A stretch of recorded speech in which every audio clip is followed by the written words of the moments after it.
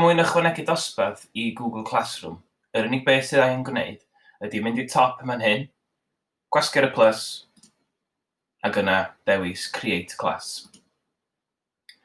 Ac yna, teipio enw'r dosbarth i mewn,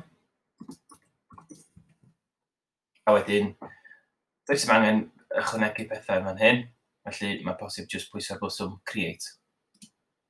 Mi fydd yn cymryd ychydig amser rwan i greu'r dosbarth, a wedyn mi fydd yn ymddangos yn y cefn yma'n hyn.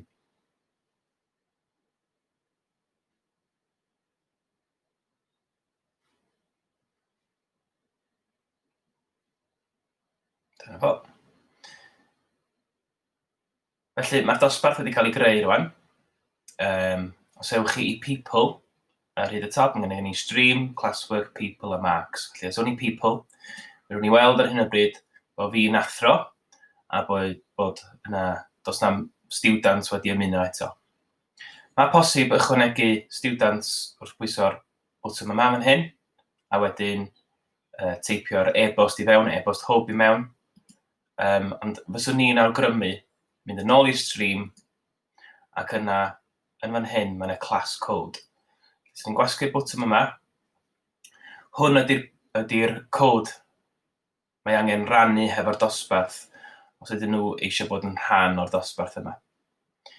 Felly, fysach chi'n gallu dangos hwnna ar eich bwrdd gwyn rhyngweithiol, neu fysach chi'n gallu copio hwnna mewn i e-bost, neu wrth ddefnyddio CISO, dim fydd y plant yn cael mynediad i'r cod. Yr unig beth fydd y plant yn gwneud wedyn ydy pan fydden nhw mynd fewn i'w Google Classroom nhw, mi fydden nhw eisiau gwasgu ar y plus fatha nathoch chi, ond yn hytrach na Create Class, fydden nhw'n gwasgu Join Class. A wedyn, be fydden nhw'n gwneud wedyn ydy pwyso'r, ydy ychwanegu'r cod i mewn i fanna, a wedyn mi fydden nhw'n rhan o'r dosbarth. Felly, dyna sut mae ychwanegu disgyblion. Mwyn ychwanegu athrawon ychwanegol, efallai bod chi eisiau cael athro arall yn rhan o'r dosbarth mwyn iddo fo neu hi allu osod gwaith i'r plant yn ogystal â chi.